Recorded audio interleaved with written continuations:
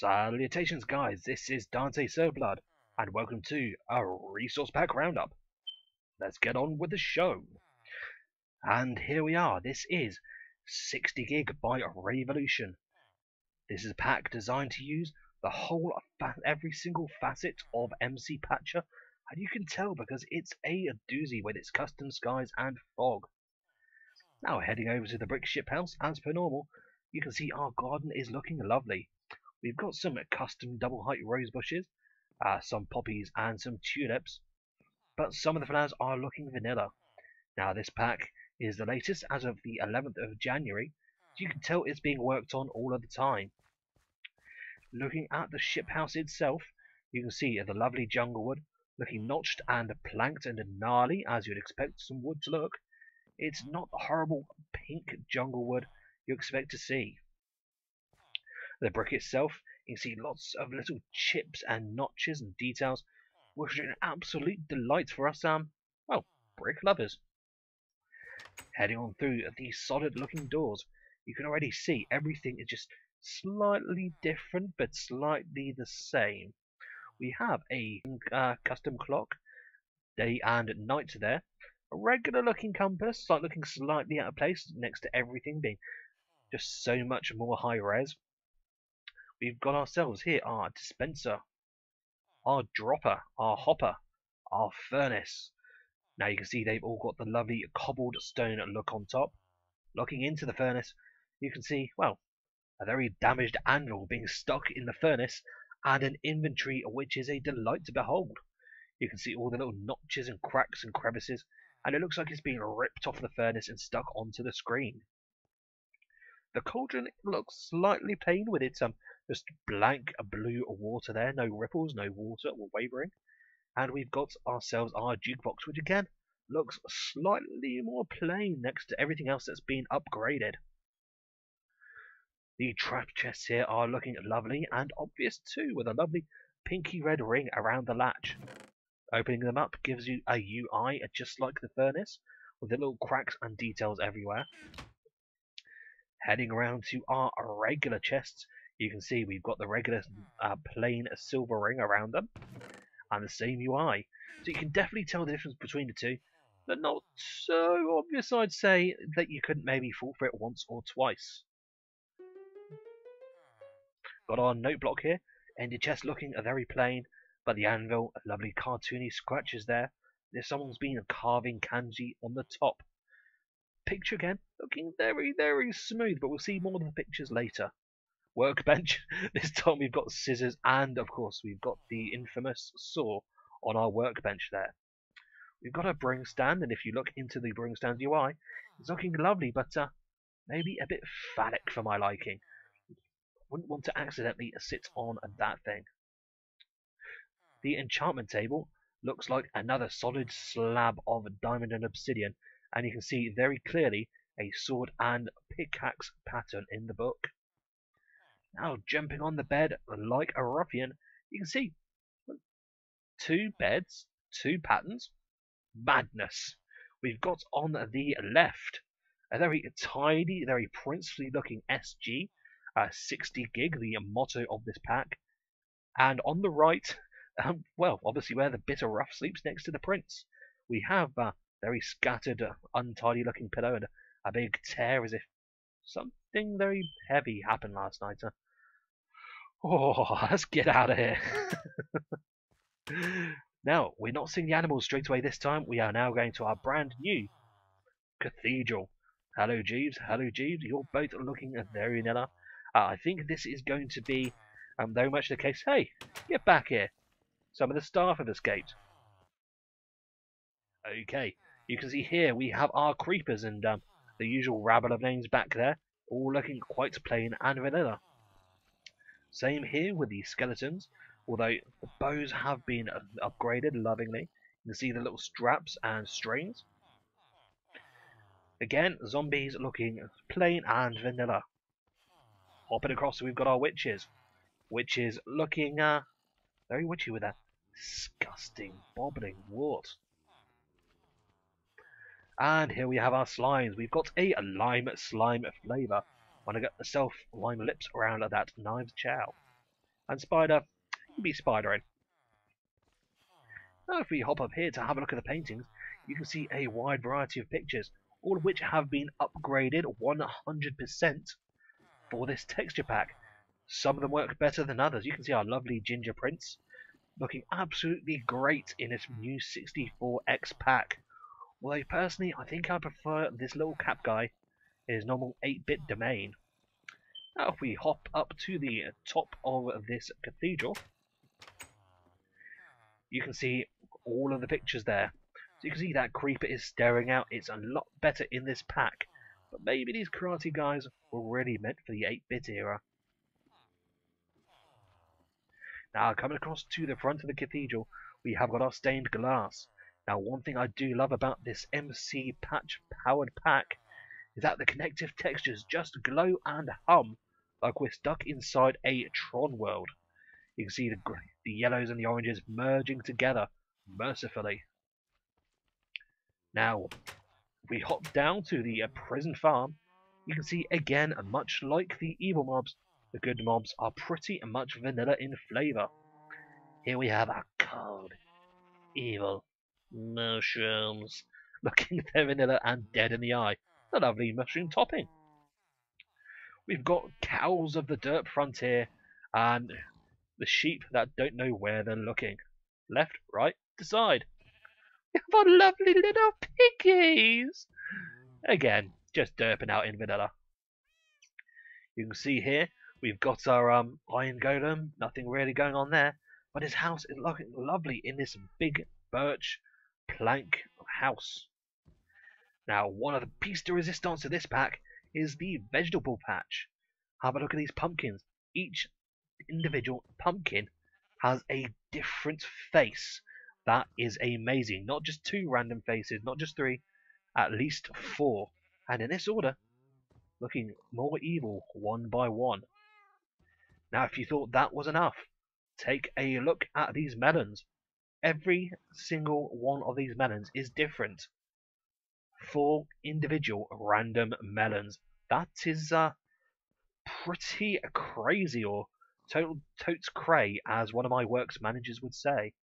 And again, just for the fun of it, another completely random face for our jack-o'-lantern. Not like one of the others. Give me the wah look. Now that wolf signifies it's time for attention for my favourite doggy, Sebastian. Hello, Sebastian. Hello, Alita. Both looking decidedly vanilla. And wait a second. You've got chunks. You've got no chunks. I gave you the wrong food. Yeah. Okay, now we come to our technology. Our lovely glooply globular splot on top of our sticky piston. And a lovely burning animation to our redstone. Again, with our regular piston. But if you have a look at the regular piston, there's a slight glitch to that texture. But I'm sure that's something that can be worked out. The TNT is awesome. Looking at the TNT, we have TNT boom on this side. TNT and a big bloomin' mess there. TNT smiley face creeper. And just TNT on this side. Not going to light that up for you, I'm afraid. Redstone lamp looking very art deco as per usual, with the lovely marks and veins, and everything looks just a touch more biological in this pack. Very quickly jumping up to travel the beam, you can see it is as vanilla as you can get in there. Whoa! Okay, I think it's time to head down to the Cave of Wonders. Wonders. I'll stop saying that now. Okay, the water is slightly rippled. You should be able to see a pattern in there if you've got your pixels high enough, but it's very, very still. Whereas the magma is a lovely, luscious, rich, red, rippling magma of dark, burning evilness. And it's just a simple repeating pattern, but it really does work. That deepness really does make it feel like it's burning. Going further into the cave, you can see we've got our coloured clay along the sides, our coloured carpet. The clay has a lovely, dirty nastiness to it, but just in that lovely ripe colour that you like. Whereas the carpet, or the wool, has a quite a biological, spirally, swirly pattern, which really would make awesome carpet. You see all the stone here, I won't go through each individual one, but these blocks are great. You can see we have our little cold piece block here. We've got our stripes here for the bars for our iron block. A lovely sheen to the gold. A lovely clover shape for the redstone. Emerald shape. And of course we've got our sheeny diamond. But every single ore is individual. No two are alike. It's pretty swish. Heading on through, we have got our trees. We have got our oak, which is a sickly, left out in the sun, chocolate kind of colour here. But you know what? Sometimes you need some sick wood to make some sick buildings. You can see the ripple with the ring in the middle, and it's looking, well, very oak, with very tight-knit leaves. Here we have our spruce, a much richer, milky chocolate bite of a tree with our very tight-knit pines. See the rings and the notches. Again, notice no two notches are the same so far on these two sets of wood. Over to our birch or tiger tree. You can see again another set of leaves, slightly more fresher with a few random bright green leaves in there. We've got a higher res tiger striping and more of a white chocolate Milky Bar Kid kind of wood going on. Hopping across, we have the ominous dark oak wood. Very big, very ominous, with very similar leaves to the regular oak, just a lot darker. Then again, it is dark oak. And we have our lovely two-sided acacia here. We have lovely grey pinstripe bark, and yet we have the inside that says, "I am what I am." And I absolutely do not need any excuses, because you look lovely in salmon pink. And finally, the jungle wood, which is exactly the same wood we have in a brick ship house, but now, to me, it looks a little bit pinker. Maybe it's just the contrast with the acacia. But look at those leaves. Very cocoa beany leaves. I do like that on the jungle tree. Now, I would like to zoom in and let you cactus fans have a look, but this pack is MC Patcher required, so no zoom. But hey, reads. Now, we've got our brand new way to launch ourselves into the Nether using minecarts. We've got to hit 88 miles an hour. Hit it, Marty! That's it, guys. We have made it to the Nether. As you can see, we have all of our netherrack here, so no need to stick that on a block. We have our nether brick, which is looking lovely. Again, high res, lots of spots and dots. We have our nether brick, our nether quartz ore, which is looking much more organic and queasy and bloody, if you have to ask me, with all of the quartz stacked on top. We have our soul sand, which I absolutely love. At first you don't quite get it, you look around the block until you notice a soul squeezed in there. Yes, they have got soul in their soul sand, and if you look enough, you start to see bodies crushed into the soul sand. That's right. These are souls in here. I love that. If you want to make Dante happy, that's the way to go about it, texture pack makers. And the glowstone, looking slightly paler. There is a faint glow to it, which I've only just noticed, but it is lovely. And again, a couple of little spots here and there. Are these glowing souls? Maybe the souls of angels? Heading to the mobs, we've got our ghast. Again, quite vanilla. We've got our standard mobs, our Blaze, our Pigoo Man, and our Magma Cube. And the tamest Enderman you will ever see. Just standing there, taking it like a man. Oh, my frame rate dropped there for a second. It was you. Okay, for our torch fans, cop a load of that. Although, strange enough, this torch is on the outside, but it looks like it's on the inside. How does that work? Jeb, fix your game. Here we are, having a look into the Nether itself. You can see that everything does work because this pack specialises in taking the default pack, making it high res and more cartoony, but not straying too far away. And it does exactly what it says on the tin. You can see the glowstone sticks out just a little bit more than it did in vanilla, but it is beautiful. Everything works together and is smooth. I have to give this Nether 2 thumbs up. Ka-ching! Now it's time to head to the area of judgment. Starting as usual with our cake table.